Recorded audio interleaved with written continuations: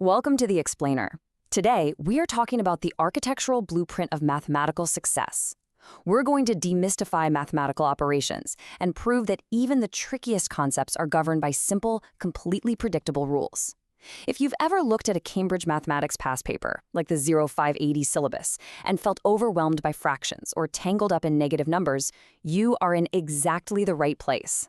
I see so many students, let's call them Alex and Sam, who walk into these exams. Alex overloads with raw mathematics facts but has zero analytical structure. Sam rushes through the paper and completely misses the specific requirements of the questions. Today, we are breaking it all down visually. We are designing your mathematical knowledge like a master architect, where every single operation is a structural masterpiece. Here is our roadmap for today's session, serving as your step-by-step visual syllabus to guide you systematically through these foundational building blocks without any of the usual exam anxiety. 1. Beyond zero, where we tackle negative numbers. 2. Combining negative numbers. 3. The order of operations. 4. Mastering decimals. And 5. Visualizing fractions. Think of this as your personal exam strategy blueprint. All right, let's dive into section 1, beyond zero, negative numbers. Before we calculate anything, we have to understand that numbers below zero aren't just abstract, confusing ideas invented to make exams harder. They actually exist right in front of us in our everyday lives, and recognizing this is the first step to eliminating mistakes. This brilliantly illustrates negative numbers in reality. From a temperature drop on a thermometer plunging below freezing, to hitting the basement button in a lift, to managing an overdraft in a bank account, these are negative numbers at work. You've been intuitively navigating these concepts your entire life. Making the abstract feel instantly tangible is the key to locking it into your memory. Just remember this crucial anchor from the source material. Zero itself is neither positive nor negative. It is the stable anchor, the ground floor, sitting right there in the middle. Moving right along to section 2, combining negative numbers. Now that we've firmly grounded negative numbers in reality, let's figure out what happens when we start adding and multiplying them. This is where a lot of students lose easy marks, so pay close attention. Let's start with addition and subtraction. By following the red arrows on this top number line, starting at -2 and moving up by adding 4, it lands us cleanly at +2. Below it, starting at +5 and subtracting 7, lands us down at -2. When you map it out visually like this, we can clearly see that adding a negative number is exactly the same as subtracting a positive one. It's incredibly straightforward once you see it drawn out like a blueprint. And before we continue, subscribe to our YouTube channel, Ace the Exams, at acetheexams_IGCSE to excel in your Cambridge examinations. Click that subscribe button and hit the bell icon right now. Now, multiplication might seem a bit scarier, but instead of memorizing blindly, look at how this multiplication pattern scales down past zero. We start with a totally familiar equation. 5 times 4 is 20. But as we step that multiplier down past 0, 5 times -1, -2, and so on, the answer scales down predictably into the negatives. This proves that the rules for multiplying negatives aren't just arbitrary laws. They are derived logically from patterns that already exist in basic math. You are literally just following the architectural trend downwards. So the absolutely crucial point here is this distilled rule. When you are multiplying or dividing, and remember, this specific trick is only for multiplying and dividing, just look at the signs. If the signs match, if they are the same, you get a positive answer. If they differ, you get a negative. It's a simple, reliable framework, and it's incredibly satisfying to apply when you're double-checking your work. Let's step into section 3, the order of operations. This is where our rushed student, Sam, usually trips up. When you have long calculations with multiple overlapping operations, if you don't have a structural framework, you'll end up with total chaos. We need a universal law to decide exactly what goes first. Enter the order of operations. This strict 4-step hierarchy guarantees that every single mathematician in the world gets the exact same answer to a problem. Number 1, you tackle anything inside brackets. Number 2, you work out any powers, like squares or square roots. Number 3, multiplication or division. And finally, number 4, you finish up with addition or subtraction. One vital detail from the source to keep in your back pocket for your exams: when an equation is written with a fraction line, that line acts just like a bracket. It groups the top and bottom separately. Let's watch this hierarchy in action. Notice how we systematically follow our rules rather than panicking. We tackle the brackets first to isolate that part of the problem. Then we evaluate the power. After that, we move smoothly to the multiplication.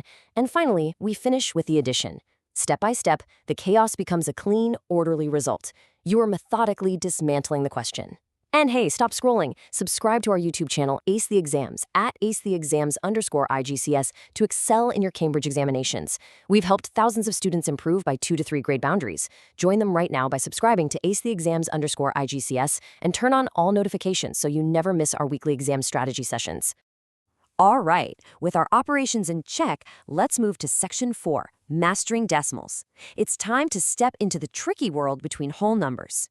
Decimals often cause unnecessary anxiety, but they really don't need to if you have the right strategy in place. Multiplying decimals doesn't have to be intimidating if you follow this brilliant 3-step trick. Step 1, count the total number of decimal places in your original numbers. Step 2, completely ignore the decimal points and multiply the whole numbers as you normally would. Step 3, once you have that whole number answer, just insert the decimal point back into the result so it matches your original count from step 1. You're effectively stepping out of the decimal world to do the heavy lifting and then stepping cleanly back in to present your final answer. It is a game changer for speed and accuracy. So that completely covers multiplication. But what about division? How can we possibly divide a clean number by a really messy decimal like 0.08 without losing our minds or getting bogged down in an endless, confusing long division calculation? The source offers a truly elegant, almost magical solution to this. You actually don't divide by the decimal at all. Instead, turn it into a fraction.